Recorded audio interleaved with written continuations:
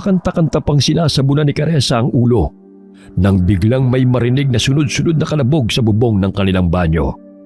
Wari binabato ito, kaya't agad siyang nagbuhos ng tubig mula sa timba at tinakpan ng tuwalya ang katawan. Sino yan? Kung gusto mo mamboso, naku, wala kang mapapala sa akin. Puro buto lang makikita mo. Binuksan niya ang pintuan ng banyo at bahagyang sumilip sa labas. Wala naman siyang nakitang tao, kaya't ipinagpatuloy niya ang paliligo. Bahala ka! Sino bang hindi makakatulog ng mahimbing? Pakialam ko sa'yo kung sino kang mamboboso ka. Madalas naliligo sa gabi si Caressa dahil sa maghapong naroon sa palengke. Ramdam niya ang lagkit ng kanyang katawan dahil sa samot-saring amoy sa lugar na yon. Dagdagan pa ng maalinsangang panahon. Madalas siyang napagsasabihan ng ina dahil baka pasmahin siya sa kanyang ginagawa. Bagamat isang beses niyang sinunod ang sinabi ng ina na hindi maligo pagdating ng bahay galing palengke, ngunit hindi siya nakakatulog sa pangangate ng katawan. Sa tuwing naliligo naman siya ay nagpapainit siya ng tubig upang maging maligamgam ang gagamitin. Nagpatuloy si Caressa sa paliligo. Maya-maya'y napahinto siya sa pagbuhos ng tubig nang maninag ang animoy nagbabagang mga mata na nakasilip sa butas ng pawid ng bubungana. Napasa po siya sa kanyang dibdib at dali-daling hinablot ang tuwalya na nakasabit sa pintuan. Lumabas siya ng banyo upang tignan kung sino ang naroon. Ngunit wala naman siyang nakitang tao roon. Nasa labas ng bahay nila ang banyo. Iilang hakbang lamang ang layo noon mula sa kanilang bahay. Napabuntong hininga na lamang siya sakaling namamalikmata sa kanyang nakita. Nagsimula na naman siyang kumanta habang lumalakad papasok ng bahay. Oh, bakit ang tagal mo naman sa banyo? Patuyuin mo yung buhok mo bago ka matulog ha. Baka mabulag ka. Sinasabi ko sa'yo, Caressa, balang araw pagsisisihan mo yung pagpapaligo mo tuwing gabi. Bata ka pa kaya't hindi mo pa nararamdaman ang epekto nito sa katawan mo. Naku, Nay, hindi ba't iniwan ni Mang Rino yung asawa niyang si Emma? Dahil hindi raw naglilinis ng sarili at hinahayaang mabantot ang katawan bago matulog? Kaya mas mabuti nang maging malinis sa katawan. Bakit? Mag-aasawa ka na bang bata ka? Hindi naman po. Hindi naman kailangan may asawa na bagong maisipang maglinis ng katawan. Isa pa yung pakanta-kanta mo sa loob ng banyo. Sintonado naman. Maya-maya may mamboso pa sa'yo. At nakakabulabog ka na rin sa mga nagpapahinga. Sus, 7:00 pa lang po, Nay. O siya, bilisan mo na rin upang makapaghapunan na tayo. Tawagin mo na rin ang tatay mo.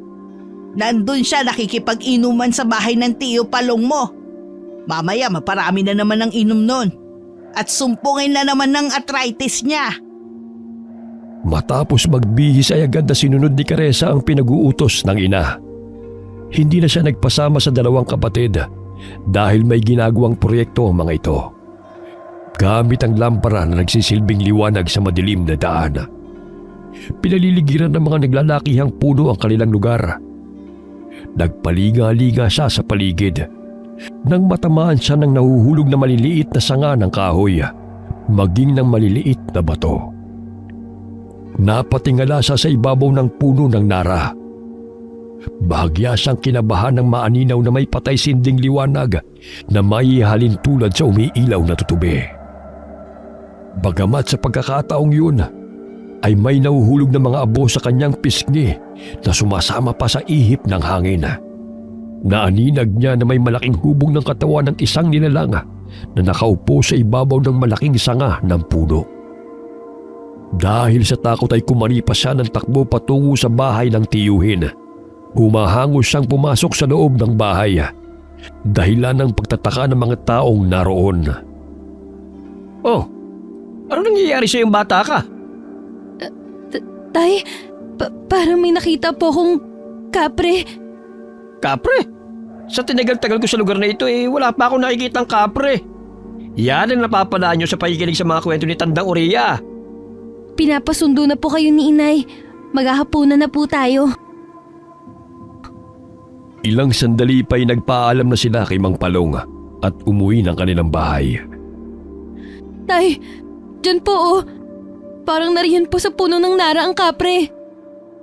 Nahuhulog pa ang abo ng tabako niya sa mukha ko. Oh, nasaan na? Nandito na tayo. Wala namang kapre. Kung ano-ano kasi nasa imahinasyon mo eh. Nagpatuloy na lamang sa paglalakad si Caressa at hindi na nakipagtalo pa sa ama. Alam niyang tinamaan na rin ito ng alak, kaya naging madaldal na ito habang tinatahak nila ang daan patungo sa kanilang bahay. Bahagya siyang napalingon sa puno ng nara. Ilang sandali pa ay tumambad sa kanyang paningin ang kapreng humihit-hit ng tabako habang kumakaway sa kanya. Namilog ang kanyang mga mata at tila namanhid ang kanyang katawan. Binilisan niya ang paglalakad habang patuloy na kinikilabutan. Malakas niyang isinarado ang pintuan nang makarating na sila ng bahay. Maging ang kanyang inang si Nora ay nagtataka sa kanyang ikinikilos. Oh, ano nangyayari sa'yo?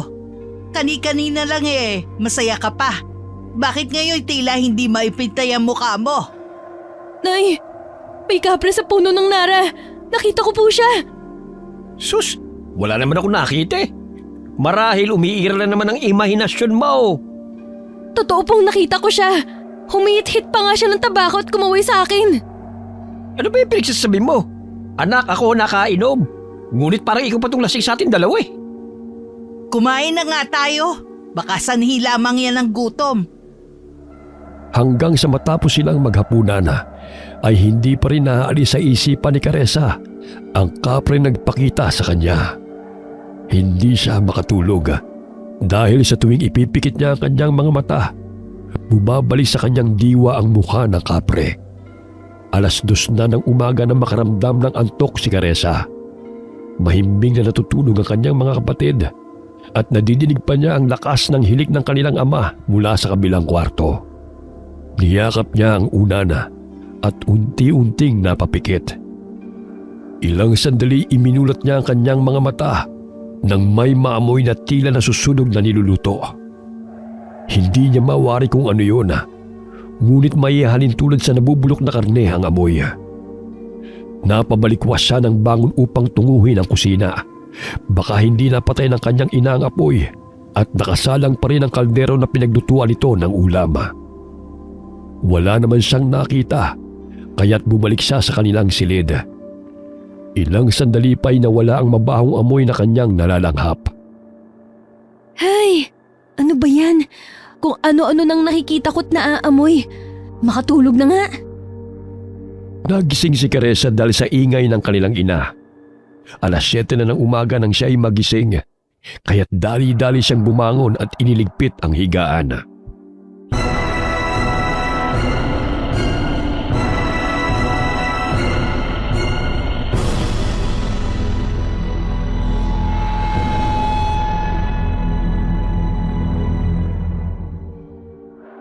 Ay naku, 7:00 na pala.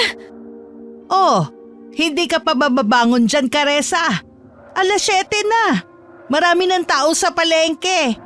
Nauna na ang tatay mo roon, kaya mag-almusal ka na riyan at puntahan mo ang tatay mo. Opo, Nay. Matapos na maglinis ng katawan ay agad na tumungo ang dalaga sa palengke. Napadaan na naman muli si Caressa sa puno ng nara kung saan niya nakita ang kapre. Tumingala siya sa puno, ngunit kinilabutan lamang siya kahit wala namang siyang nakita. Bigla siyang nagulat na may tumamang bato sa kanyang ulo. Aray! Ano ba yun? Inis na sinapo ng dalaga ang tinamaang ulo. Maya-maya'y napansin niya ang bato sa kanyang tabi. Pinulot niya yun at napamangha sa kakaibang bato na kanyang natagpuan. Kulay abo at may kulay berde na kumikinang sa loob nito sa tuwing tinatamaan ng sinag ng araw. Napatingala muli si Caressa sa puno. Marahil ay pagmamay-ari yun ng kapreng naninirahan doon. Katulad na lamang na ikinukwento ni Tandang Uriya sa kanya. Lahat ng mga elementong naninirahan sa kalikasan ay may taglay ng mga bertud at mutya. Maswerte ang mga taong makakapagtangan ng mga bertud at mutya dahil magkakaroon sila ng kakaibang lakas, depensa at matutulungan sa nagbabadyang mga panganib. Ginagamit din ang mga ito laban sa mga masasamang nilalang kapag ang elemento nagtataglay nito ay ang mga puti ang gabay o ang mabubuti. Alam ko may naninirahan sa punong ito. Marahil ikaw ang may-ari ng batong to. Maaari ka namang magbigay na hindi nakakapanakit, di ba? Hindi yung basta-basta mo nalang ibabato sa akin. O siya, salamat pa rin dito, kaibigan. Patuloy pa rin kinakausap ni Caressa ang puno. Ngunit wala pa rin siyang nakikitang kapreng lumalabas doon. O Caressa, ano pang ginagawa mo riyan? Tanghali na hindi ka pa umaalis. Mamaya pagalitan ka na ng tatay mo. Aalis na po, Nay! Hindi na nagpatuloy sa pag-aaral sa kolehiyo si Caressa sapagkat pinipilit na lamang niya ang sarili hanggang sa makatapos ng sekundarya dahil aminado siyang mahina siya sa mga aralin. Masipag siya sa mga gawaing bahay at tumutulong sa kanyang mga magulang sa munti nilang negosyo sa palengke. Nagtitinda sila ng saging at mga itlog sa palengke. Naawa si Caressa sa kanilang ina dahil napilay ito buhat ng maaksidente sa sinasakyan nitong tricycle. Gayunpaman ay nagpatuloy pa rin itong magtrabaho sa palengke upang sila'y makapag-aral na magkakapatid. Kaya't na makapagtapos si Caressa sa sekundarya ay sinabi niya sa ina na siya na lamang ang tutulong sa palengke upang hindi na ito mapagod. Kahit sa bahay namamalagi ang kanilang ina, ay wala pa rin itong kapaguran sa pag-aasikaso sa pangangailangan ng kanilang pamilya. Naging kaibigan ni Caressa si Tandang Uriya na siyang nagtitinda ng mga kakanin malapit lamang sa kanilang pwesto. Nanghihilot din ng matanda at nanggagamot. Madalas din silang nagkukwentuhan sa tuwing siya ang nagbabantay sa kanilang mga paninda. Pagdating ng palengke, ay abala na sa pagtitinda si Mang Wilardo. Kaya tinulungan niya ang ama sa pag-aasikaso sa mga mamimili. Napapahikab pa si Caressa dahil siya'y inaantok pa rin. Tanghali ka na pumunta rito ngunit inaantok ka pa. Ay nako Caressa, matulog ka ng maaga sa gayon makapagpahinga ka. Hindi yung madaling araw ko nang natutulog. Ngayon lamang po ito, Tay. Pasensya na po. Ikaw na muna magbanday dito dahil pupunta akong supplier ng mga itlog. Isang linggo na hindi pa rin nakaka-deliver Konti na lamang stocks natin. Kukulangin na yan pagdating ng linggo. Tumango si Caressa bilang tugon sa ama. Panay ang hikab niya dahil sa hindi mapigilan ng antok. Kaya't nagtimpla siya ng kape upang magsilbing pampagising. O anak, nag-iwan lamang ako ng ipangsusukli mo sa mga bibili Kinuha ko ng pera dahil may babayaran din ako sa kinuha natin ng saging. Sige po, Tay. Ako na pong bahala rito. Mag-ingat po kayo. Habang nagkakape, kinuha ni Caressa ang bato na kanyang inilagay sa loob ng kanyang bag at tinignan ito. Napansin niyo ni Tandang Uriya. Abay Ineng, saan mo nakuha ang butyang yan? May kaibigan ka palang kapre. Hindi mo sinabi sa akin. Natagpuan ko lang po to matapos na tumama sa aking ulo. Maswerte ka dahil ipinagkaloob niya yan sa'yo. Marami kang matutuklasan na kapangyarihang taglay ng mutyang yan. Sakaling makakuha ka ng tabako ng kaibigan mong kapre na tinatawag na abano salong, ilagay mo sa bote na may langis. Mabisang gamot yun sa sakit ng tiyan, na sanhi ng usog at iba pa. Totoo po ba, Lola? Kaso nga lang po natatakot po akong makita ang kapre na yun. Marahil kusa siya nagpakita sa akin noong nakarang gabi dahil siguro nabulabog siya ng sintonado kong boses. Bukas ang iyong ikatlong mata, kaya nakakita ka ng elemento. Huwag ka mag-alala, makakatulong yan sa'yo. Naku, Lola! Nakakatakot naman po. Parang ayoko na pong makita siya muli. Huwag kang matakot. Mabait ang kapreng nagbigay sa iyo ng mutya. Hindi siya mapanakit. Maliban na lamang kung siya'y saktan din. May dalawang uri ng kapre, Eneng. Una, ang itimang kapre na siyang mapanakit na nagbibigay karamdaman sa mga tao, marahas at pumapatay. Ang pangalawa ay mababait at nagmula sa puti ang lahi. Sila ay palakaibigan. Yun nga lang ay inaakala ng mga tao na nananakit sila. Kaya nilalayuan sa tuwing siya ay nagpapakita dahil sa nakakasindak nilang itsura. Ganun po pala, Lola. Kaya lang nakakatakot pa rin po. Marahang hinawakan ni Tandang Uriya ang batong mutya na taglay ni Caressa. Pumikit ang matanda at umusan ng mga salita. Ilang sandali pa'y pinataka niya ito ng langis na siyang magpapalakas sa kapangyarihan nito. Itago mo yan mabuti, Ineng. Dahil maraming taong magkakainteres sa batong yan. Karamihan ginagamit sa kasamaan. Kaya't gamitin mo yan sa kabutihan. Bumalik ng pwesto si Tandang Uriya nang may bumiling suman sa kanya. Agad na binalot ni Caressa ang bato sa pula niyang panyo at ininagay sa loob ng sling bag. Simula noon ay palagi na itong daladala ng dalaga kahit saan man siya magpunta. Lumipas ang ilang linggo, buhat na matagpuan ni Caressa ang mutya na pagmamay-ari ng kapre. Lumago ang kanilang negosyo, mga saging at itlog. Naging swerte sa kanya ang mutya na kanyang tangan. Kaya malaki ang kanyang pasasalamat sa kapre nagbigay noon sa kanya kahit hindi man ito nagpakitang muli. Lihim niyang inaalay ng itlog at saging ang punong Nara sa tuwing umuwi siya galing palengke. 9:00 na ng gabi nagsasarado ng pwesto ang mag-ama. Napahinto muli si Caressa sa puno ng Nara. Abay, Caressa, napapansin kong gabi-gabi ka nang napapahinto sa punong yan ah. May tinatagpo ka ba rin, anak? Naku, wala po, Tay. Basta mauna ka na po sa bahay. Ano nga bang ginagawa mo rin kung wala kang tinatagpo? Gusto ko lang po siguraduhin kung may kapre ba dito o wala. Ewan ko sa'yo. Hindi ka pa rin tumitigil sa kakakapre mong yan. Ilang beses ko nang sinabi sa'yo na walang naninirahan dyan.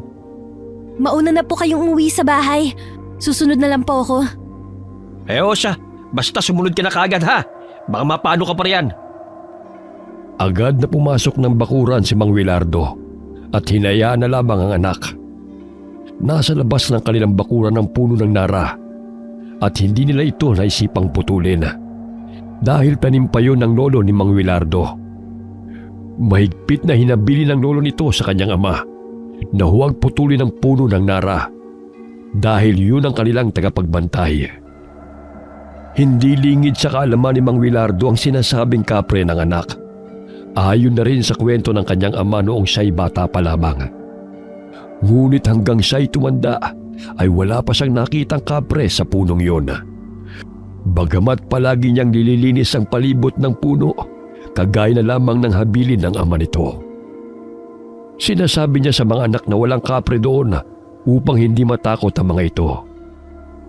Ngunit may nakapagsabi na may elementong naninirahan doon.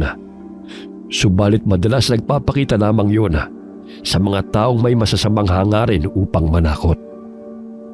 Alam ni Mang Wilardo ang ginagawang alay ni Caressa dahil gawain din niya yun na hindi rin pinapaalam sa mga anak. Hindi man niya nakikita ang kapreng putian na sinasabi ng kanyang ama, ngunit ipinagpapatuloy pa rin niya ang gawain ng kanyang mga ninuno. Alam kong naninirahan ka riyan. Pero pakiusap, huwag mo akong takutin ha. Magkaibigan naman tayo, di ba? Ito po palang itlog at saging. Tanggapin niyo po bilang munting regalo. Biglang lumakas ang hangin kung saan naroon si Caressa. Naramdaman niyang may malaki at baritonong boses na kanyang narinig na dumampi sa kanyang tenga. Hindi niya mawari kung bumulong ba yun o kinakausap siya sa kanyang isipan. Sinabi sa kanya ng kapre ang pangalan nito na Maelon. Bigla rin itong nagpakita sa kanya.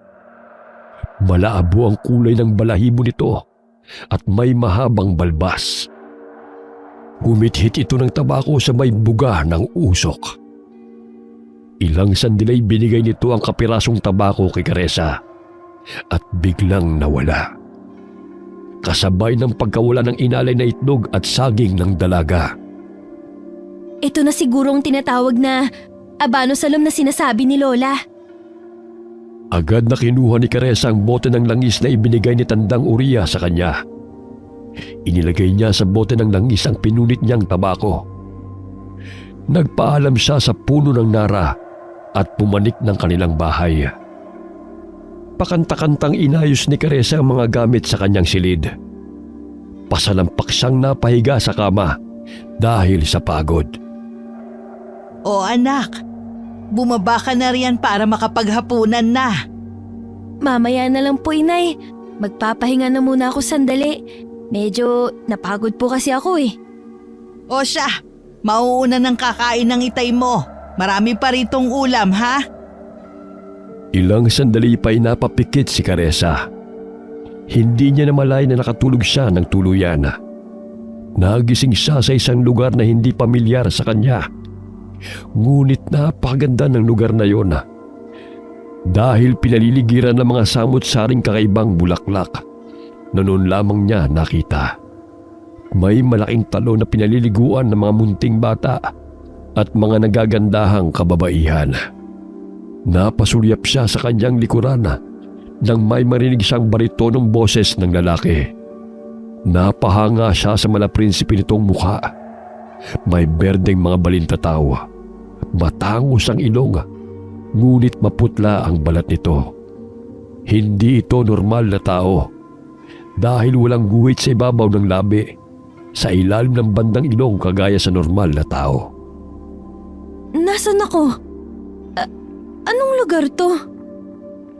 Napangiti ang lalaki at itinuro ang talon kung saan umaagos ang malinaw na tubig. Tila alam ng lalaki na mahilig siyang maligo, kaya inanyayahan siya nitong lumapit sa talon. Ilang sandali nakita niya ang pangalan na nakasulat sa braso ng gwapo at matipunong lalaki. Maelon ang nakasulat doon, katulad sa pangalan ng kaibigan niyang Kapre. Maelon? Yun din ang pangalan ng kaibigan kong Kapre na siyang nagbigay ng mutya sa akin. Ako rin yun. Iisa lamang kami. Sa mundo ng tao, yun ang aking wangis. Kinatatakutan ng mga taong katulad mo. Madalas pa nga'y kinamumuhian at tinutugis. Ngunit sa aming paraiso, ito ang aking anyo. Naku, napaka-pogi mo pala, Maelon. Sulungat sa mundo naming mga tao. Napakahiwaga naman. Sana tao ka na lang. Sayang. Hindi ba't gustong-gusto mong maligo? Tignan mo ang malamig at malinis sa tubig ng talon, Caressa. Hindi ka magsasawang maligo dyan. Tignan mo ang kasiyahan ng ating mga kaibigan. Oo nga. Mga engkantada ba sila? Napakaganda nila. Malayong malayo sa itsura ko. Kakaiba nga ang ganda mo, Caressa. Paano ba ako nakapunta rito, Ginoong Maelon? Sa pagkakaalam ko'y nakatulog ako sa aking kwarto. Dinala kita rito dahil sa busilak mong kalooban at gusto ko makilala ng aking mga kaibigan. Alam mo bang isa ka sa pinili ng mga engkanto na makapagtangan ng mutya? Bukod doon nabighani ako sa maganda mong boses sa tuwing naririnig kitang umaawit sa tuwing ikay naliligo. Ha? Nabighani? Napakasintonado nga ng boses ko eh. Talagang ikaw lang nabighani sa boses ko. Totoo namang maganda ang boses mo, Caressa. Gustuhin ko man sana manatili ka rito sa paraiso upang makasama ka. Ngunit batid kong mas kailangan ka ng iyong pamilya. Hinahanap ka na nila. Sa muling pagkikita, kaibigan, pakaingatan mong mutyang ibinigay ko sa iyo. Gamitin mo yan sa mabuti dahil naglipa na ng mga masasama. Makakatulong yun sa iyo. Makakaasa ka na gagamitin ko to sa kabutihan. Ilang sandali ay biglang nagising si Caressa. Unti-unti siyang bumangon sa kama na nooy habol-habol ang kanyang paghinga. Nagtaka siya nang makita ang ina't mga kapatid sa sala na umiiyak habang nagdarasal. Naroon din si Tandang Uriya na kinakausap ang kanyang ina. Bumaba si Caressa ng sala at nagtatakang nagtanong. O Nay, bakit po kayo umiiyak? Ano pong nangyayari? Naku, Caressa, saan ka ba pumuntang bata ka? 1 linggo ka nang nawawala. Hindi namin alam kung saan ka hahanapin. Nawawala? Nakatulog lang ako sa kwarto. Kagigising ko nga lang po eh. Ang tatay mo't mga kapatid kung saan-saan ka na hinanap. Salamat naman sa Diyos at nakauwi ka na. Nay, hindi nga po ako umalis ng bahay. Nakatulog lang ako at may maganda po ako na panaginipan. Nagugutom na nga po ako eh. Naalala kong hindi ako nakapaghapunan kagabi. Nakita ka raw ni Nina na bumaba ng iyong silid. Ang buong akala niya'y kakain ka. Pagkatapos nun hindi ka na namin mahagilap. Akala namin nagtanan ka na o sumama kung kanino. Naku, Nay. Malabo pong magtanan ako dahil wala akong boyfriend. Kakain po muna ako, Nay. Kumakalam na sikmura ko eh. Napaupo si Tandang Uriya sa harapan ni Caressa at sinabing tama ang kanyang hinala na nanggaling sa mundo ng mga engkanto si Caressa. Ang panaginip na sinasabi mo, Ineng, ay hindi panaginip, kundi totoong nangyari. Sa mundo ng mga engkanto, ay ilang oras ka lamang doon. Ngunit sa mundo ng mga tao, ay ilang araw ka nang nawawala. Nangyari din yun sa akin bago ako naging manggagamot. Marahil isa ka rin sa pinili nila maging isang magaling na manggagamot. Talaga po, Lola? Wala po akong kaalam-alam sa mga panggagamot na yan. Kung hindi mo ako tinuturuan, hindi ko pa malalaman. Huwag kang mag-alala. Tutulungan ka ng iyong gabay. Ilang sandali pa'y pumasok si Mang Wilardo sa kanilang bahay. Baka sa mukha ng ama ang saya nang makita ang panganay na anak. Niyakap niya ito habang kumakain. Muntik nang mabulunan ng dalaga sa pagkakayakap ng ama. Tay, sandali lang. Mabubulunan pa ako niyan eh. Saan ka ba nagsususot na bata ka? Nakarating na kami sa kabilang baryo. Ayaw niyo pala akong mawala, Tay? Ganun mo ako kamahal? Naman, kayo ang bunga ng pagmamahalan namin ng iyong ina. Kaya't mahal na mahal namin kayong tatlo. Ginawa ni Wilardo ang utos ni Tandang Uriya na mag-alay ng pagkain sa puno ng nara, sapagkat doon niya naramdaman ang malakas na puwersa ng elemento matapos niyang isagawa ang ritual. O sige, magpapaalam na ako. Narito na naman si Caressa. Mabuti naman at bumalik ka ng matiwasay, Ineng. Maraming salamat po, Lola Oria. Ipapahatid ko na po kayo kay Wilardo. Mag-ingat po kayo. Lola, maraming salamat po sa inyo. Bukas po magtitinda na po ako sa palengke.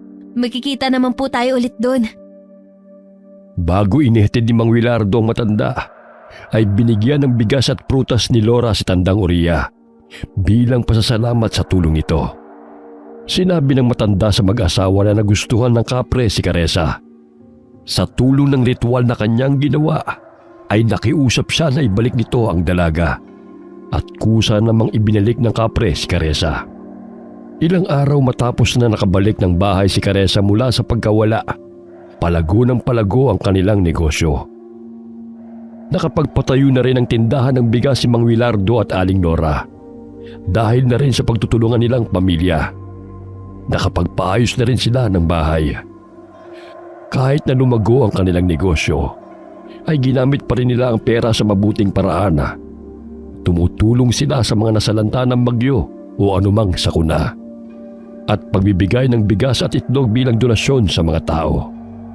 Gayunpaman, kahit anong buti nila, ay mayroon pa rin mga tao na gusto silang hilahin pababa. Nagkasakit ang anak ni Mang Alvaro. Si Caressa ang itinuturo nito na siyang dahilan ng salot sa baryo. Ayon sa lalaki, simula na mawala at bumalik ang dalaga, ay sunod-sunod na ang kamalasan na sinapit ng kanilang mga kabaryo. Marahil ay sinanla ng dalaga ang kaluluwa nito sa dyablo na siyang kapalit ng paglago ng pamumuhay ng pamilya nito. Ang pagkakaroon daw ng sakit ng mga tao ay siyang nagbibigay umano ng swerte sa pamilya ni Caressa. Hindi na matiis ni Mang Wilardo ang paninirang puri ni Alvaro sa kanilang pamilya, kaya't nagkasagutan ng dalawa at humantong sa pikunan. Sinuntok ni Mang Alvaro si Mang Wilardo sa pisngi, kaya't bumawi rin ang suntok si Mang Wilardo sa lalaki. Tinamaan si Alvaro sa sikmura, dahilan ng pagkatumba nito. Dahan-dahan ka sa pananalita mo. Kung umasenso man kami sa buhay, yun ay dahil nagsipag at nagsakripisyo kami. Lalo na mga anak ko. Hindi mo alam ang pinagdaanan namin bago namin na ituwid ang maliit na negosyong ito. Hindi namin kasalanan na kahit paano nakakaraos kami dahil sa aming pagtsatsaga at pagsisipag. Wala kang karapatang siraan ang pamilya ko, lalong-lalo na ang anak ko. Bakit? Ano bang ginawa mo para makakain ng pamilya mo? Hindi mo ba naisip na dahil sa pagiging batugan at makasarili mo'y nagkasakit ang anak mo? Mas inuuna mo pang sugal kaysa sa ilalaman ng sikmura ng iyong pamilya. Ilang beses na humingi ng bigas at itlog yung panganay mong anak dahil wala raw kayong makakain. Tapos ito pa igaganti mo sa amin? Wala kang kwentang tao! Tama na po, Itay! Makakasama po sa inyo yan! Sige na po, ilayo niyo na si Mang Alvaro dito. Pakiusap. Maraming nakiusyoso sa kumusyong naganap. May ilang tao ang naniwala sa sinabi ni Alvaro. Ngunit karamihan ay nasa panig ng pamilya ni Mang Wilardo. Tay, hayaan niyo na po sila. Hindi mo naman kailangan patulan pa si Mang Alvaro eh. Alam mo naman ang ugali nun. Kung hindi lamang talaga ako naaawa sa mga anak niya, hindi ko nabibigyan pa ng makakain ng mga yun eh. Ngunit ang pagiging batugan ng magulang ay ang mga anak ang nagsasakripisyo. Kaya nga po napakaswerte namin sa inyo ni Inay. Dahil binigyan kami magkakapatid ng mga magulang na masisipag at mapagmahal. Habang umuwi galing palengke, napadaan si Caressa at Mang Wilardo sa bahay ni Mang Alvaro. Narinig nilang umiiyak ang pangalawang anak na si Katie. Tay, maari po ba tayong huminto saglit? Baka napano na po ang mga bata. Hindi na po kasi pangkaraniwang iyak yan eh. Naku anak, alam mo naman kung ano nangyari sa amin kanina ni Alvaro, hindi ba? Hayaan mo na lamang sila riyan. Baka pag-ilitan na naman tayo ng baliw na yon. Nagkataon na lumabas ng bahay ang bunsong anak na lalaki. Tinanong siya ni Caressa kung naroon ba ang mga magulang nila at kung napano ang kanyang kapatid. Umiiyak na sinabi ng bata na wala doon ang kanilang ama at silang apat lamang ang naroon.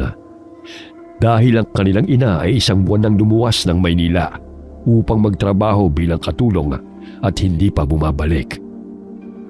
Dinala ni Caressa ang isang sipi ng saging at isang dosenang itlog sa magkakapatid. Sa pag-aakalang nagugutom lamang ang mga ito. Nagulat siya nang bumungad sa kanyang paningin ang kalunos-lunos na kalagayan ng batang babae. Tay, halika po rito. Naku, tignan niyo po si Katie. Agad na bumaba ng tricycle si Mang Wilardo at tinungo ang kubo. Doon niya nakita ang kaawa-awang kalagayan ng bata. Lumulubong tiyan at maraming pantal sa katawan. Naglalaway rin ito na animoy isang asong baliw. Kailangan na yung dalhin sa ospital.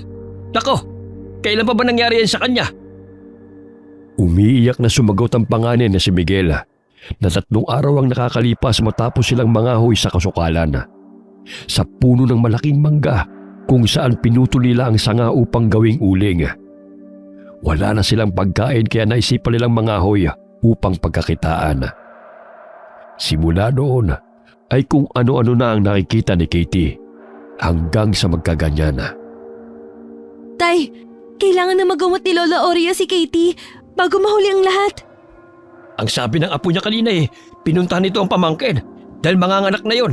Ilang bundok pang tatahakin bago makarating sa naturang lugar.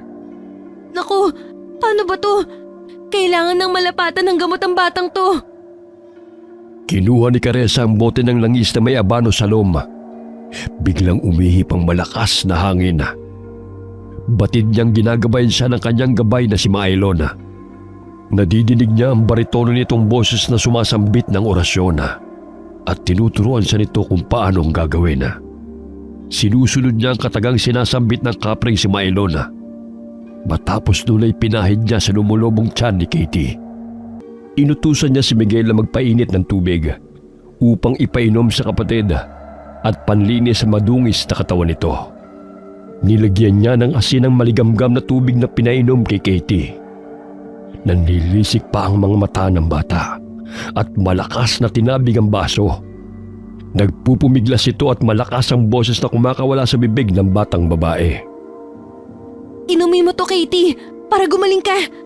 Huwag mo hayaan na mangibabaw ang kapangyarihan ng masamang nilalang na yan. Umalakhak ang bata at dinuduraan pa sa nito ng itim na likido. Sumagi sa isipan ni Caressa na may nabulabog ang mga bata na itim na kapre, kaya't gusto nitong maghiganti sa mga bata. Sinira ng mga ito ang kanyang tahanan at nasugatan ito sa bandang paa nang hatawi ng batang babae ang sanga gamit ang itak. Binudburan ng asin ni Caressa ang ulo ng bata, maging ang buo nitong katawan. Gayon na lamang ang palahaw ng bata dahil sa nararamdamang sakit. Ngunit hindi yun boses ni Katie, kundi pagmamay-ari ng itim na kapre. Sa tulong ng puti ang gabay, naway tulungan mo ko upang lisanin ng masamang elemento ang katawan ng batang to. Pilit na pinainom ni Caressa ang maligamgam na tubig na may asin at pinataka ng langis na may sangkap na abono sa halom ang bata. Nang malunok yun ni Katie, ay unti-unting huminto ito sa pagpupumiglas. Tinulungan ni Mang Willardo ang anak upang painumin si Katie ng dinasalang tubig hanggang sa maubos ng bata ang isang baso. Ilang sandali umihi si Katie ng itim at mabahong likido na maihahalin tulad sa nabubulok na laman ng hayop. Pinalabas ni Mang Willardo ang dalawang maliliit na bata. Sinabihan niya na doon na muna sa tricycle at kumain ng saging at tinapay na kanilang dadalhin sana sa kanilang bahay. Unti-unting lumiit ang tiyan ni Katie at umaliwalas ang mukha nito. Nilinis ni Caressa ang katawan ng bata at agad na binihisan. Nasaan na bang tatay niyo? Nakakain na ba kayo? Umiiyak na napapailing na lamang si Miguel at sinabing hindi pa umuwi ang kanilang ama mula nang umalis ito kaninang umaga. Ilang araw na silang hindi kumakain ng maayos at tanging iilang pirasong kamoting kahoy lamang ang kanilang pinaghati-hatian. Inutusan ni Caressa si Miguel na linisin ang papag na tutulugan nilang magkakapatid upang makapagpahinga na si Katie. Si Mang Willardo ay nagsaing upang makakain ng mga bata. Niluto na lamang ng ginawang bigas na dadalhin sana sa kanilang bahay. Nakalimutan ni Mang Willardo ang galit kay Mang Alvaro. Nang ibabaw ang awa niya sa 4 na bata na pinabayaan ng mga magulang ng mga ito. Pinakain niya ng lugaw si Katie upang hindi mabigla ang tiyan ng bata. Ilang sandali dumighay ito at nagkaroon ng lakas dahil sa nagkalaman ng kumukulong sikmura. Kaawa-awang mga bata. Kumain lamang kayo ng kumain. Isang tray ng itlog yan. Bukas, Miguel, magtrabaho ka sa bigasan. Sa gayon ay hindi na kayo manghihingi ng pagkain at kung saan-saan pa kayo mapapadpad. Laking pasasalamat at labis ang tuwa ng binatilyo nang marinig ang sinabi ni Mang Willardo. Matapos nilang kumain ay nagsipaghanda na sila upang matulog. Ayan, may bigas na kayong isasaing bukas at may itlog. May sabon na rin para may gagamitin kayo sa pagligo. Sa gayon hindi na kayo madungis. Napangiti ang mga bata at napayakap kay Caressa. Maging kay Mang Willardo ay mahigpit ding napayakap ang mga bata. Sa ganoong paraan ay naramdaman nila na may mga tao pa palang nagmamalasakit at nagmamahal sa kanila kahit hindi nila kadugo. Kinaumagahan ay maagang naghintay si Miguel sa bigasan ni Mang Willardo. Masaya niyang binati ang matandang lalaki nang makita niya ito. Napabuntong hininga si Mang Willardo nang makita ang suot na damit ng binatilyo. Malinis nga, ngunit parang basahan na rin dahil sa punit-punit na ito. Hindi rin magkapares ang suot nitong tsinelas at pudpud na rin. Kaya binilhan niya si Miguel ng damit at tsinelas na may susuot. Ay nako, nakakalungkot bang isipin na may mga irresponsable talaga mga magulang? Mailuwan lamang ibahala na ang mga bata. Basta-basta na lamang pinababayaan. Masisipag naman sila, tay. Iyon nga lang kulang lang sa gabay. Bahagyang napatigil si Caressa sa pagsasalita nang biglang sumakit ang kanyang tiyana. Napansin niyang matalim na nakatitig sa kanya ang babae na napadaan sa harapan ng kanilang tindahan. Walang salita ang kumawala sa babae, ngunit mababanagang mabagsik nitong itsura. Tatawagin sana siya ni Caressa upang tanungin kung ano ang kailangan nito. Subalit bigla na lamang itong naglaho sa kanyang paningin nang makipaghalubilo sa mga mamimili. Aray! Ang sakit ng tiyan ko. Oh, baka may nakain ka at hindi ka natunawan. Uminom ng gamot si Caressa, ngunit hindi pa rin napapawi ang sakit. Ginamitan siya ng itim na kapangyarihan upang lapatan ang sakit. Kinuha niya ang langi sa kanyang baga at marahang hinaplos yun sa kanyang tiyana. Unti-unting bumuti ang kanyang pakiramdam. Naaninaw niya muli ang babae, ngunit sa pagkakataong yun ay mababanaag ang pagkainis sa mukha nito, bagamat napapansin pa rin ni Caressa na napasulyap ito sa kanyang kinaroroonan. Hindi niya kilala ang babae, kaya laking pagtataka niya kung bakit gano'n na lamang ito kumakatingin sa kanya. Maya-maya'y dumating ang apo ni Tandang Uriya. Ilang araw na rin hindi nakikita ni Caressa ang matanda na napapagawi sa palengke. Boy, kamusta na si Lola Oria? Bakit hindi ko na siya nakikita? Sinabi ng binatilyo na hindi pa umuwi sa kanilang bahay si Lola Oria. Maging sila'y nagtataka na rin dahil isang linggo na buhat nang umalis ito sa kanilang bahay upang puntahan ang manganganak na pamangkin sa kabilang bundok. Kaya't naisipan na ng kanyang ama na sunduin si Tandang Uriya. Baka napano na ito sa daan. Bahagyang kinabahan si Caressa nang marinig yun. Hanggang sa lumipas ang araw, ay hindi mapakali si Caressa sa pag-iisip tungkol sa matandang kaibigan. Bigla siyang nakaramdam ng paninindig ng balahibo sa hindi may paliwanag na kadahilanan. May naaaninag siyang itim na anino na sumasama sa mga mamimili sa palengke. Hindi niya maintindihan ang kanyang nakikita. Ilang sandali pa ay umalingaw-ngaw sa kanyang pandinig ang tinig ni Tandang Uriya na humihingi ng tulong. Tinakpan niya ang kanyang dalawang tenga, ngunit patuloy pa rin niyang naririnig ang boses ng matandang babae. Caressa, mag-iingat ka. Naglipa na ang mga masasama. Hindi ko nakayanan ng puwersa na kanyang pinakawalan. Tibayan mo ang iyong loob. Bata ka pa. Kaya mo pa silang labanan. Gagabayan ka ng aking kaluluwa. Napatay lang nila ang aking katawan, ngunit hindi ang aking isipan. Lola Oria! Sigaw ni Caressa habang pinipilig-pilig niya ang ulo. Ang lahat ng mamimili sa kanyang harapan ay tumingin sa kanya. Nagulat ang mga ito sa kanyang sigaw. Oh, anak, ano nangyari sa'yo? Wala nga rito si Tandang Uriya ang sabi ni Boy. Pasensya na po, tay. May naalala lang ako. May bumabagabag ba sa'yo, anak? May gusto ka bang kainin? Magpapabili ako kay Miguel. Wala po. Magkakape na lang po ko, tay. Baka pagod lang po to. O sige, magpahinga ka na muna.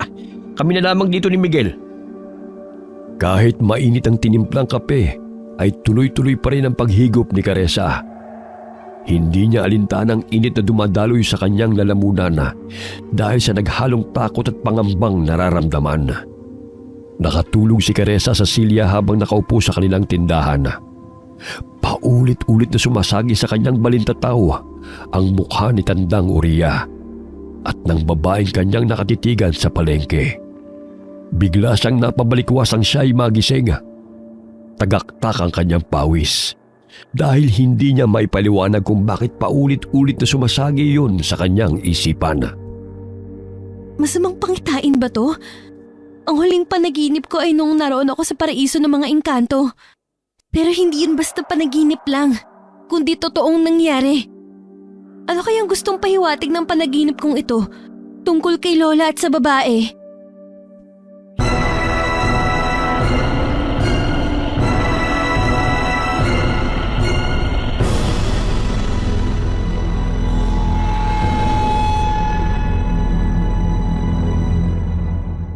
Nabalitaan ni Nakares at Mang Wilardo mula kay Boy na natagpuan si Tandang Uriah na walang buhay sa daan.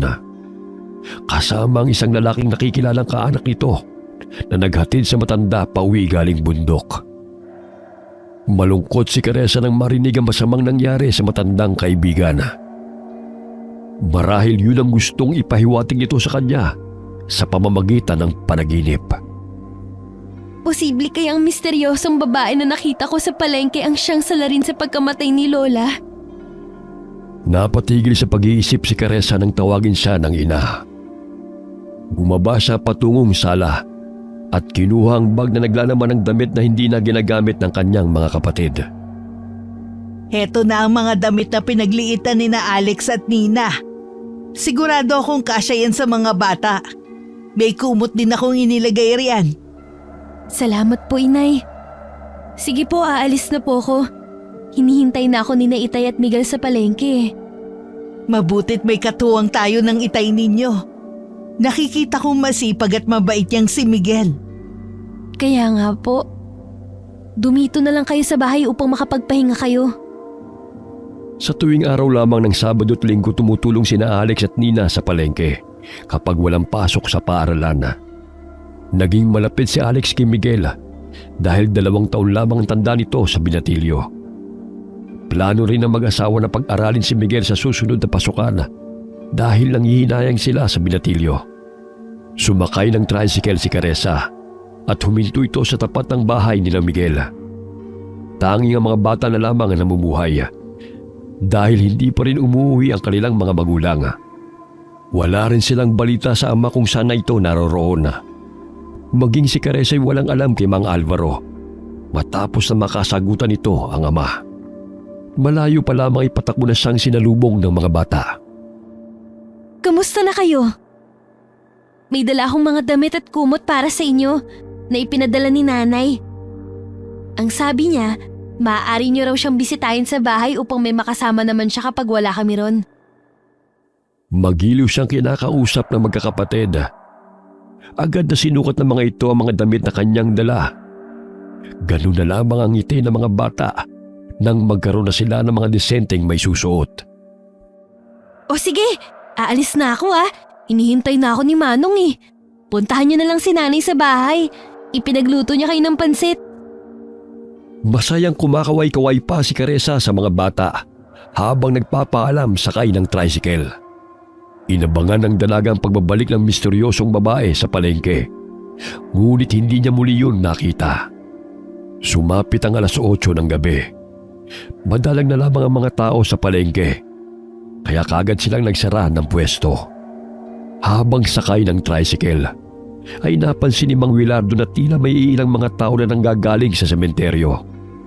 Naaninong nilang mabagal lumakad ang mga ito. Nakakaamoy rin sila ng nakakasulasok na amoy na sumasama sa ihip ng hangin.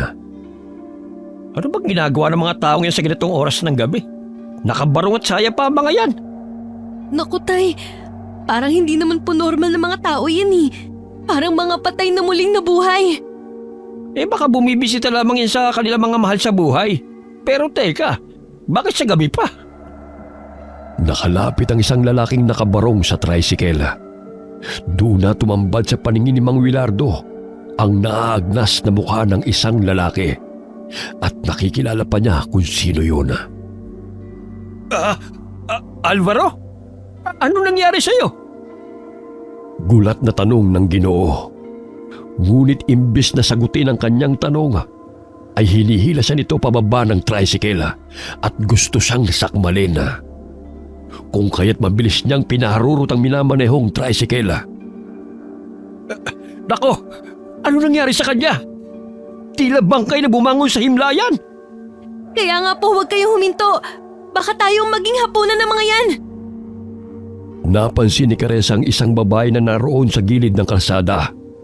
Umuusal ito ng mga katagang Latina na animoy tinatawag ang mga bangkay habang itinataas nito ang 2 kamay. Wari niya isa itong mangkukulam na marunong bumuhay ng mga patay upang maghasik ng lagim sa baryo. Mahaba ang buhok nito at bahagya pang nagtama ang kanilang paningin. Nangangatog sa takot si Miguel habang nakayakap sa dalaga. At sinasabi nito na daanan ng kanyang mga kapatid at baka kung ano na nangyayari sa mga ito.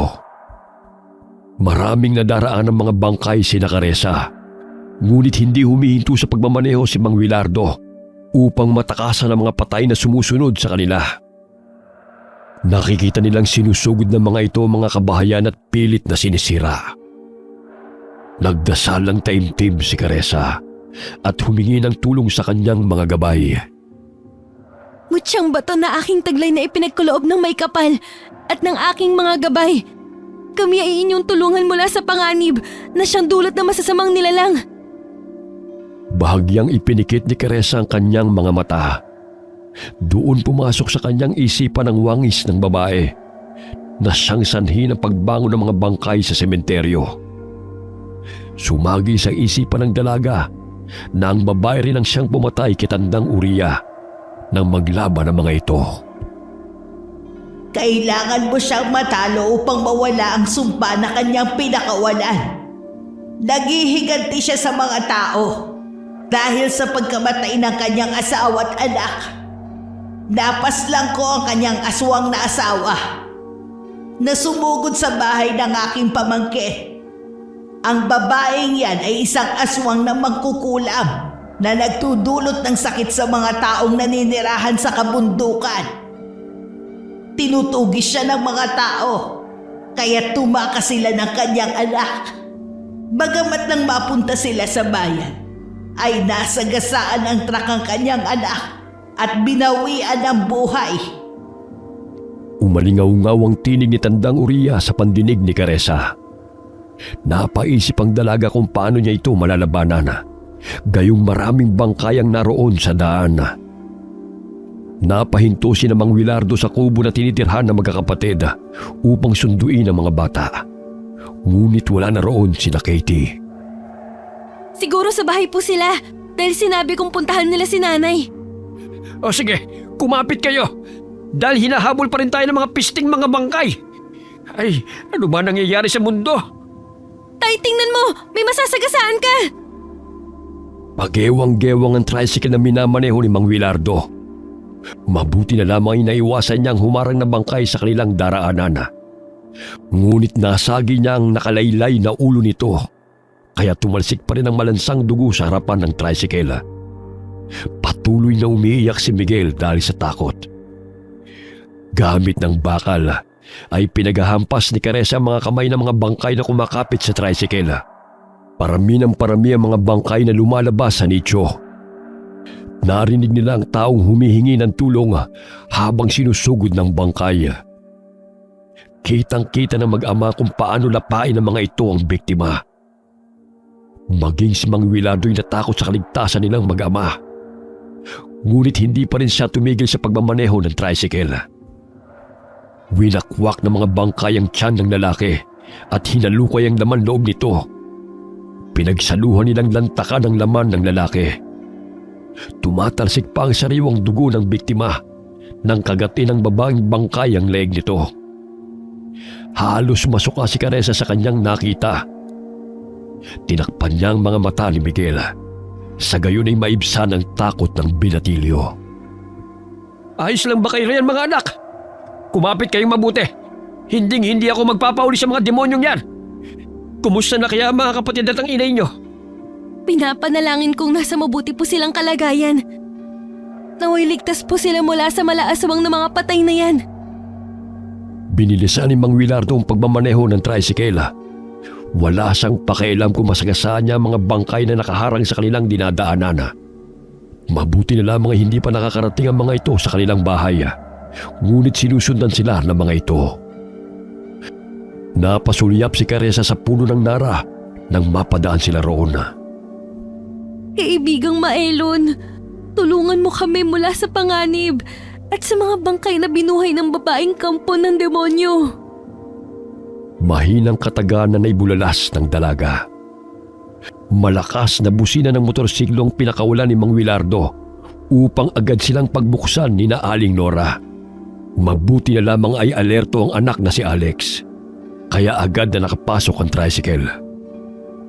Dali, ikandado mong tarangkahan anak bago pa sila makapasok.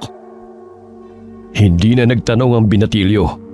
Sinunod na lamang niya ang pinag-uutos ng ama. Bagamat bago pa niya tuluyang maisara ang tarangkahan, ay may naaaninaw siyang iilang tao na paika-ikang lumalakad sa daan. Muling sinuri ni Caressa ang tarangkahan kung naisara yun ng kapatid bago pumasok ng bahay. Oh, bakit ganyan ang itsura ninyo? Bakit umiiyak sa takot si Miguel? Mamaya na namin ipapaliwanag, Nay. Ikandado nyo na mabuti ang mga bintana at pintuan para walang makapasok na masasamang nilalang. Narito ba mga kapatid ni Miguel? Nandun sa bakanting kwarto. Mahimbing na natutulog. Mabuti naman kung ganon. Sabihin nyo nga sa akin kung bakit kayo nagkakaganyan. Pati ako natataranta ng hindi ko alam ang dahilan eh. Ako hindi ko rin maipaliwanag eh. Basta na lamang bumangon ng mga patay sa sementeryo. Sumusugod sila sa mga kabahayan.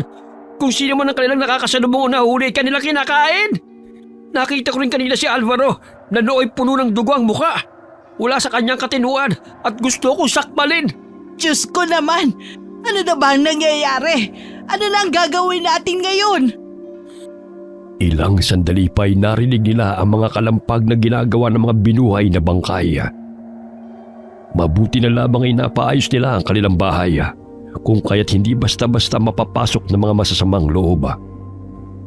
Kumuha ng itak si Mang Wilardo at ibang gamit na maaaring gawing sandata.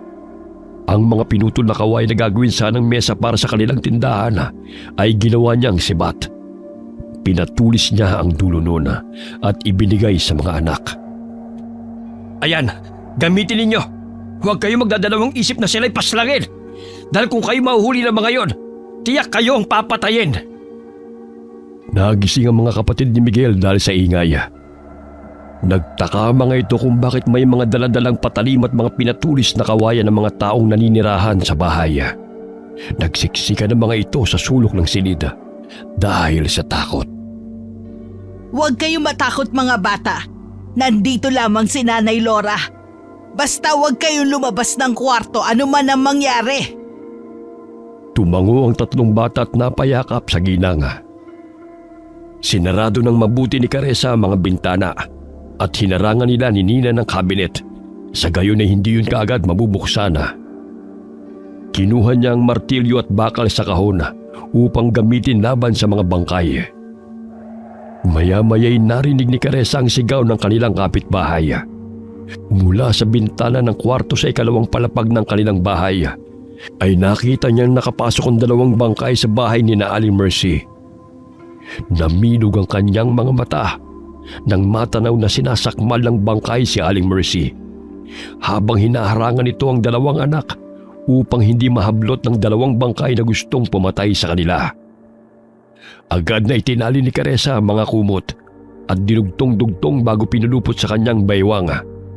Ilang sandali itinali niya ang dulo ng kumot sa paanan ng kama. Lumabas siya ng bintana at dahan-dahang lumakad sa pader. Pumasok siya sa bintana ng bahay ni na Aling Mercy upang tulungan ang mag-iina. Habang abala ang dalawang bangkay sa paglapa sa katawan ng ginang, dali-daling tinawag ng dalaga ang dalawang bata na naroon sa sulok ng kwarto. Halina kayo mga bata! Bago pa kayo maabutan ng mga bangkay na yan! Umiiyak ang mga ito, kaya't agad niyang kinarga ang dalawang bata sa kanyang likuran at tagiliran. Nandilat ang mga mata ni Caressa nang makitang napatigil sa pagkain ng isang bangkay at natuon ang pansin nito sa kanila.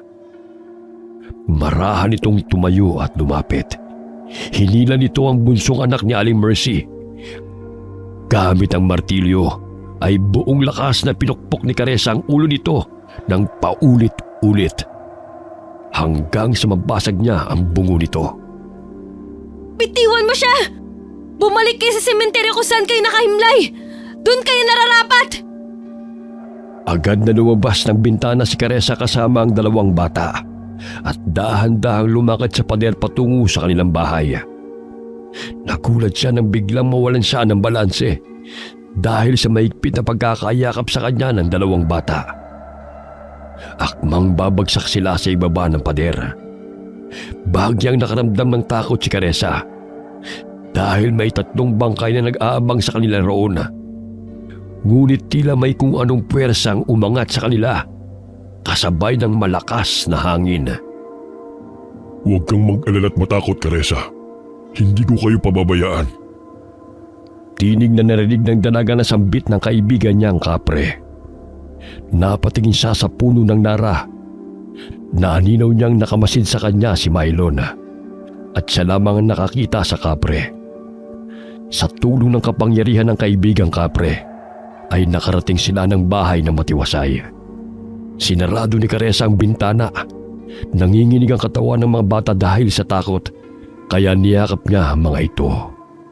Naaaninaw rin niya na patuloy na nilalabanan ng kanilang mga kapitbahay ang mga bangkay na lumulusob sa kanilang mga tahanan. Diyos ko! Bakit nabuhay ang mga patay sa sementeryo? Tila mga aswang sila na nangangain ng laman. Katapusan na ba ng mundo?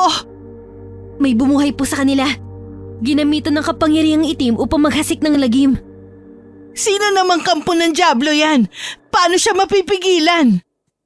Gagawa po ako ng paraan upang matapos ang kahibangan ng babaeng yun. Nay, kayo na pong bahala sa mga bata.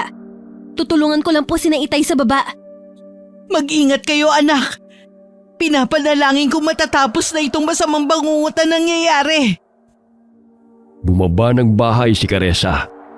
Nadidinig niya ang malakas na kalampag na ginagawa ng mga bangkay sa bawat tahanan. Ilang sandali biglang umihip ang malakas na hangin na siyang sanhi ng pagbukas ng tarangkahan. Tumilabo ng mga bangkay at muling sumara ito. Batid ni Caressa na kagagawan yun ng kaibigan niyang kapre. Naghalungkat ng mga gamit sa bodega si Caressa. Nakita niya roon ang palakol at mahabang bakal. Naisip niyang harapin ang babaeng nagsasagawa ng ritual. Kailangan kong talunin ang babaeng yun upang pigilan siya sa kanyang kasamaan. Marami nang nadadamay. Kinuha ni Caressa ang susi ng motorsiklo. Sinuot niya ang helmet at lumabas ng bahay. Hinawakan siya ng ama sa braso upang pigilan. Caressa, saan ka naman puputang bata ka? Mapanganib na lumabas ng bahay, anak.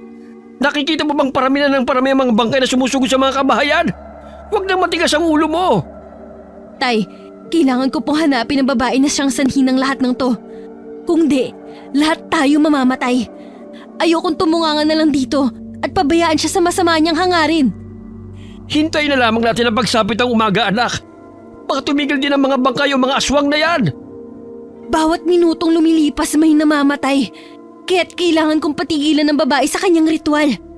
Huwag kayong mag-alala. Tinutulungan po ako ng aking mga kaibigang engkanto. Kayo na pong bahala sa mga bata at kinananay. Mag-ingat po kayo rito. Pangako, babalik ako.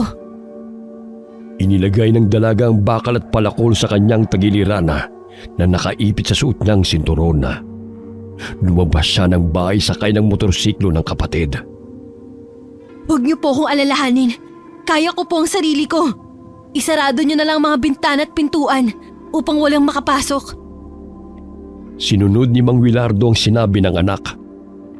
Nang dilat ang mga mata ng Ginoo, nang maaninaw na may puting anino siyang nakita na nakasampa sa likuran ni Caressa habang pinapaandar nito ang motorsiklo. Pinihit ni Caressa ng kanang kamay ang manibela. Ang kaliwang kamay naman nito ay nakahawak sa palakol. Isa-isa niyang tinatabas ng patalimang mga ulo ng bangkay na kanyang madaanan. Sa tulong ng mutyang bato ng kapre na ibinigay ni Mylon ay nagkaroon ng kakaibang lakas si Caressa. Hindi niya mawari ang malakuryenteng nananalaytay sa buo niyang katawan. Animoy wala siyang kapaguran na sinusugod ng mga kalaban. Batid ni Caressa na hindi siya nag-iisa na nakikipaglaban sa mga kaaway dahil ramdam niya ang presensya ng kapangyarihan ng mutyang bato. Napadaan si Caressa sa bahay ng tiyuhin. Bumaba siya ng motorsiklo nang makitang dinadaganan ng 2 babaeng bangkay ang tiyuhin upang sakmalin. Ganun na lamang ang pagpupumiglas ng lalaki. Nabitiwan ni Mang Palong ang itak, kaya't nahirapan siyang makawala sa 2 sumusugod sa kanya. May malaking sugat na natamo si Mang Palong dahil sa sinasangga nito ang matatalim na mga ngipin ng dalawang bangkay.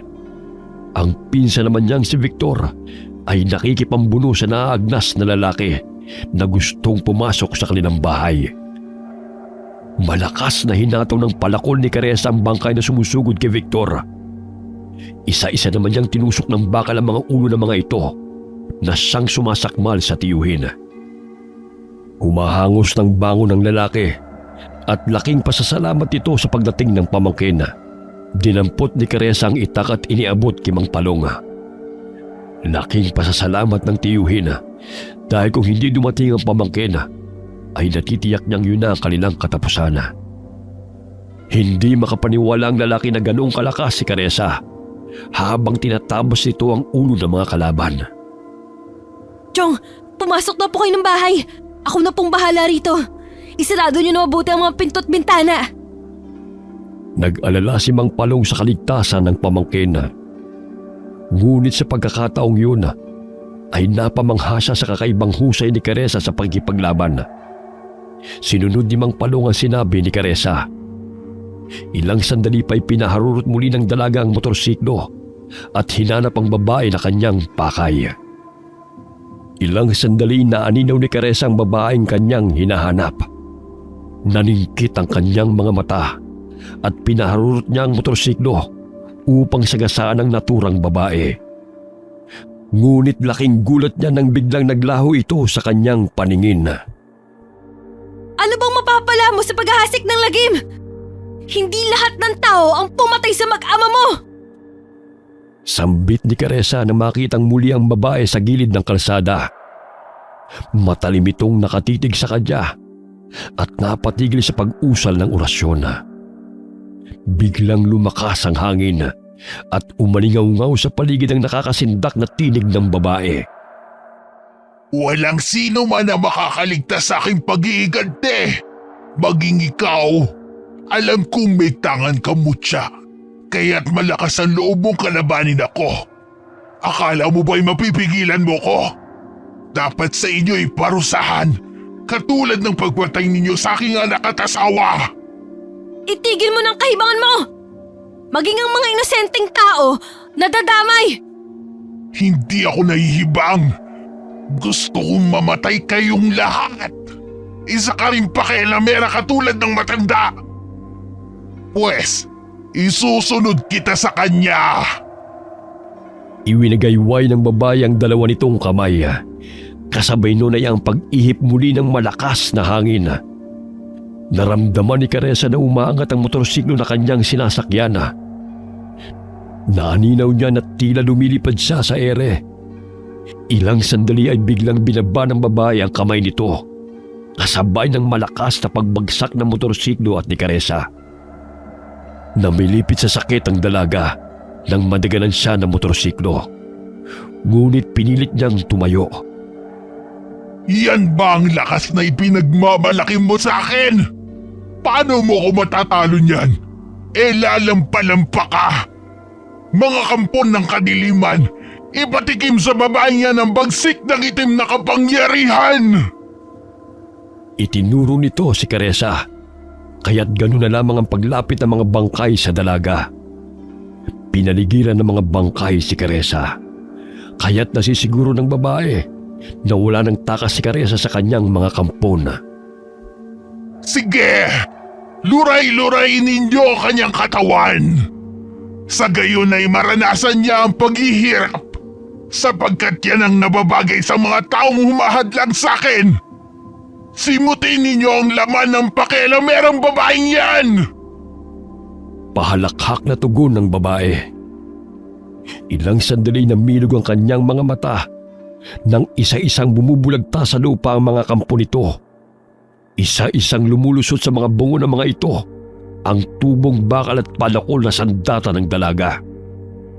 Tumatalsik pa ang malalapot at masangsang na mga dugo ng mga ito. Tinadyakan ni Caressa ang katawan ng babaeng bangkay na kanyang sinaksak. Yan lang ba ang pwersa ng mga kampon mo? Ang hihina naman! Tumakbo si Caressa paikot-ikot sa babae. Maging siya hindi makapaniwala sa tuloy ng kanyang pagtakbo. Animoy walang kapaguran ng kanyang mga paa at hindi lumalapat sa kalsada. Hinampas niya ang babae gamit ang hawak niyang sandata. Gamit ng orasyon na pinapakawalan ng kalaban, kaya't hindi ito tinatamaan ng dalaga. Kailangan mong kunin ang itim na bertud na kanyang taglay.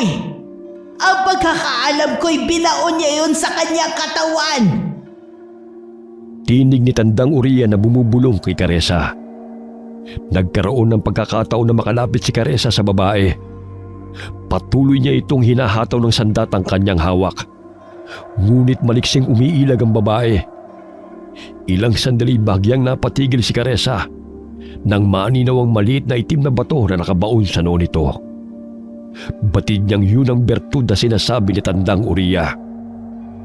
Akmang hahatawin na sana niya yun ng palakol. Ngunit biglang nagbago ang wangis ng babae sa kanyang harapan. Nakita niya ang mukha ng kanyang ina. Wag anak! Ako to ang nanay mo! Wag mo ako saktan! Nay, paano kayo napunta rito? Ilang sandali napansin niyang napangisi ng nakakaloko ang kanyang ina. Malakas siya nitong sinakal at nananambitan ng Latin na mga kataga. Bitiwan mo ako! Hindi ikaw si nanay! Hindi niya ako magagawang saktan! Isa kang malaking hangal! Akala mo ba'y basta-basta mo akong mapapatay? Isa ka palang baguhan na nakakapagtangan ng mutya. Walang sino man ang makakatalo sa akin! Hindi ikaw o sino man! Bumabao ng mahabang kuko ng babae sa leeg ni Caressa. Napapikit ang dalaga dahil hirap siyang makahinga. Ilang sandali itinaas niya ang hawak niyang bakal at sinaksak yun sa tagiliran ng babae.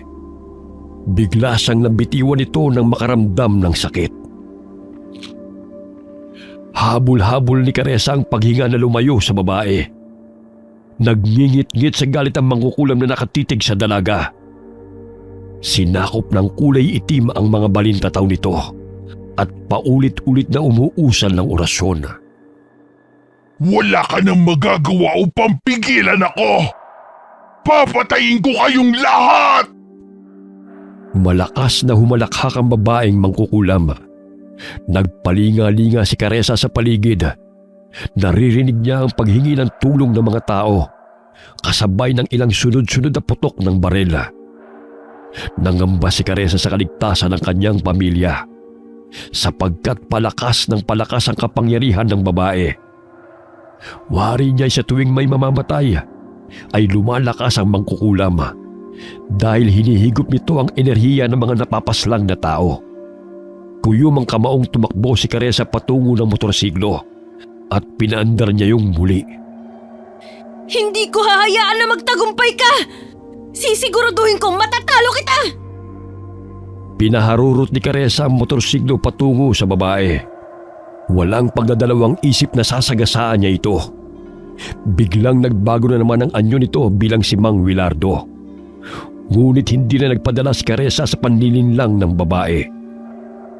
Gagamitin ang mga mahal mo sa buhay upang ika'y talunin. Huwag kang magpapadala sa awa at panlilinlang niya, Caressa. Tibayan mo ang iyong kalooban. Paulit-ulit na umaalingaw-ngaw na tinig ng matandang kaibigan. Habang pinapaandar ni Caressa ang motorsiklo, ay sinasambit niya sa kanyang isipan ang paghingi ng tulong sa kanyang mga putiang gabay. Nandilat ang mga mata ng mangkukulam na sa wangis ni Mang Willardo na hindi niya nagawang pigilan ang paglapit ng dalaga. Bigla siyang tumilapo ng sagasaan ng motorsiklo. Bumalik ang tunay na anyo ng babaeng mangkukulam. Tumama ang kanyang ulo sa nakausling bato, dahilan ng pagdurugo. Lapastangan kang babae ka! Sino ka upang kalabanin ako? Hinding-hindi ko hahayaan na matatalo ako ng isang katulad mo! Bukod sa pagiging mangkukulam, ay isa rin itong aswang. Unti-unti itong nagbago ng anyo bilang malaking lobo. Nakausli ang matatalim na pangil at mga ngipin nito at may mahabang sungay. Mabalasik ang mga mapupulang mga mata nito. Gamit ang buntot nito ay malakas niyang hinampas si Caressa. Mabuti na lamang ay mabilis na pinaharurot ng dalaga ang motorsiklo, kaya't hindi siya tinamaan. Malaki rin ito kumpara sa pangkaraniwang lobo. Palakas ang kapangyarihan niya. Maelon, Lola Oria, pakiusap tulungan niyo ako sa maaari kong gawin. Gayo hindi lamang siyang aming kaaway, maging ang mga bangkay na lumulusob sa mga kabahayan. Ilang sandali napansin ni Caressa ang ilang mga tao na nagsilabasan sa kani-kanilang tahanan. May bit-bit na mga patalima upang labanan ng mga bangkay na aswang. Nagkaroon ng lakas ng loob ang mga mamamayan na makipaglaban upang supili ng kasamaan. Maya-maya'y natanaw ni Caressa ang umiilaw na motorsiklo ng ama. Kasama nito si Alex. Ang mga bangkay na kanilang nadadaanan ay tinutusok nila ng pinatulis na kawayan, kaya't bumubulagta ang mga ito sa kalsada. Anak! Hindi ka namin pababayaan! Nandito kami upang tulungan ka! Sigaw ni Mang Willardo habang pinapaandar ang tricycle. Hindi mapakali ang ama sa pag-iisip kung napano na ang anak, kaya't napagpasahan itong tulungan si Caressa. Napatay nila ang mga bangkay na umaligid sa kanilang bahay sa tulong ng kaibigan nilang kapre. Tumambad sa mga mata ni Mang Willardo kung paano ibagsak sa lupa ng kapre ang mga bangkay at putulan ng ulo. Doon na pagtanto ng Ginoo ang sinasabi ng kanyang ama't lolo na mabuti ang kapre na naninirahan sa punong nara malapit sa kanilang bahay. Samantala, nagngingit-ngit sa galit ang aswang na lobo nang makita na isa-isang bumubulagta ang kanyang mga kampon sa kalsada. Dahil sa pagkamatay ng mga bangkay at wala ng taong napapaslang, ay hindi na nadadagdagan ng enerhiyang nagpapalakas sa kanyang kapangyarihan. Sinugod niyang muli si Caressa, ngunit maliksing na kailag ang dalaga sakay ng motorsiklo. Inilabas nito ang mahaba nitong dila upang hulihin ang dalaga. Ngunit malakas yung hinampas ni Caressa. Tumalon si Caressa mula sa motorsiklo upang hatawin ang ulo ng aswang na mangkukulam kung saan niya nakita ang itim na bato. Ngunit sinanggayon ng aswang. Bagamat maliit ang dalaga kumpara sa kanya, ramdam ni Caressa na nahihirapan din ang kalabang aswang sa kanyang pagsugod. Hindi na ako natatakot sa'yo! Kung ang kamatayan ko ang siyang magpapatigil sa kasamaan mo, handa akong mamatay! Ngunit sisigurduhin kong matatalo mo na kita! Akala mo ba'y hahayaan kitang matalo ako? Sisiguraduhin kong hindi ka sisikatan ng araw kasama ang pamilya mo! Dinuraan nito si Caressa sa mukha. Animoy asido ang laway ng aswang nang dumampi yun sa balat ng dalaga. Hindi nagpatinag si Caressa sa hapdi na kanyang naramdaman. Malakas niyang tinadyakan ng aswang na mangkukulam, kaya't bahagya siyang nakalayo. Umikot ang dalaga at buong lakas na hinataw ng palakol ang ulo ng kalaban. Tinamaan ito sa noo, dahilan na tumalsik ang dugo nito. Muntik nang tamaan ng itim na bertud. Kailangan ko pang galingan sa pag-asinta sa noo ng halimaw na yan. Sambit ng dalaga sa kanyang isipan. Muling sinugod ni Caressa ang aswang. Ngunit sa pagkakataong yun, ay lumapat sa kanyang leeg ang matalim na mga kuko nito. Sinakalisan nito at binitin. Nabitiwan niya ang palakol dahil sa higpit ang pagkakasakal sa kanya. Nakakaawa namang pagmasdan ang itsura mong nahihirapan. Hindi ko na patatagalin ng iyong buhay dahil ilang segundo lamang ay nasa impyerno ka na! Pahalakhak pang tugon ng aswang. Ibinuka nito ang malaki niyang bunganga upang sakmalin ang ulo ng dalaga. Ganun na lamang ang pagpupumiglas ni Caressa dahil batid niyang katapusan na niya. Napapikit na lamang si Caressa sa nalalabing segundo ng kanyang buhay. Bitiwan mong aking anak! Hayop ka! Gumilat si Caressa nang marinig ang tinig ng ama. Pinaharurot ng Ginoo ang tricycle habang si Alex ay nakasampa sa ibabaw nito na may hawak na pinatulis na kawayan. Sa tulong ng gabay ng kapring si Maylon ay tila lumilipad ang tricycle sa ere. Sinagasaan ni Mang Wilardo ang malalobong aswang at walang awang itinarak ni Alex ang pinatulis na kawayan sa leeg nito. Nanumbalik ang lakas ni Caressa, kaya itinaas niya ang kamay na may hawak na bakal. Buong lakas niyang ibinaon ang bakal sa noo ng aswang, kung saan niya nakita na nakabaon ang itim na bertud. Malakas na atungal ang pinakawalan ng aswang. Unti-unting lumuwag ang pagkakahawak nito sa dalaga, hanggang sa mabitiwan niya ito. Bumagsak si Caressa sa kalsada at habol-habol ang kanyang paghinga. Gumapang siya palayo sa aswang na nooy pagewang-gewang na umaatras. Napansin ni Caressa na tila may lumalabas na kulay itim na puwersa sa noo ng aswang. Batid niyang nabasag niya yun dahil pahina ng pahina ang aswang na kalaban. Napansin din nila na ang mga bangkay na sumusugod sa mga kabahayan ay isa-isang bumubulagta at unti-unting nauupos at nagiging abo. Napapawalang bisa na ang ritual na kanyang ginawa. Naway tuluyan na siyang mamatay. Ayos ka lang ba, anak? May masakit ba sa'yo?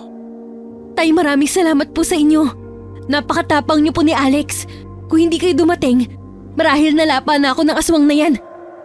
Tinulungan kami ng kapre. Totoo siya, anak. Dahil sa kanya'y nakaligtas kami mula sa paglusom ng mga bangkay. Niyakap ni Mang Wilardo si Caressa. Laking pasasalamat niya dahil walang masamang nangyari sa anak. Ilang sandali pa'y bumulagta ang lobong aswang sa lupa, kasabay ng malakas na pagdagundong ng kulog. Maya-maya'y malakas na kidlat ang tumama sa katawan ng lobong aswang, dahilan na nawalan ito ng buhay. Nagpalit ng anyo ang aswang bilang isang babaeng mangkukulam. Dilat ang mga mata nito nang humandusay sa lupa. Nakabaon pa rin sa leeg at ulo nito ang bakal at pinatulis na kawayan. Nagtaka ang mga taga-baryo nang biglang naging abo ang mga kalaban nilang mga bangkay. Narinig ni Caressa ang sigawan ng kanilang mga kabaryo. Batid nilang nagtagumpay sila sa kanilang laban. Sa di kalayuan ay nagpakita si Maylon sa kanila. Nagpapalit-palit ito ng anyo bilang gwapong engkanto at kapre. Nilapitan siya ni Caressa upang pasalamatan.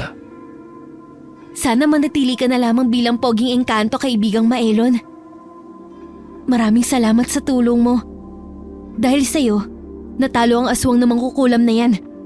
Nabigyan na rin ng hustisya ang pagkamatay ni Lola Oria. Ibabalik ko na tong mutya sa'yo.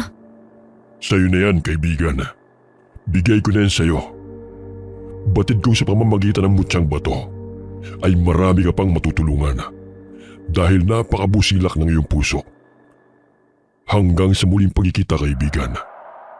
Hanggat nasa iyong mutya ay palagi kitang gagabayan. Hinaplos ni Milo ng pisngi ng dalaga sa anyong poging engkanto. Bahagyang nakaramdam ng kilig ang dalaga. Sa hinuha niya, sana'y hindi na ito magpalit ng anyo na isang kapre. Ilang sandali ay nawala si Maylon sa kanyang paningin. Umuwi ng bahay si Caressa. Ipinaubay na lamang nila kina Kapitan Tino at mga kasamahang kagawad ang bangkay ng mangkukulam. Kinupkup ni Mang Wilardo at Aling Dora sina Miguel at ang tatlo pa nitong mga kapatid. Simula ng araw na yon ay wala nang gumagambala sa kanila. Naging isang manggagamot si Caressa sa gabay ng kaibigan niyang si Maylon. Naging tahimik na rin ang kaluluwa ni Tandang Oria at nagpasalamat siya kay Caressa sa pamamagitan ng panaginip. Wakas.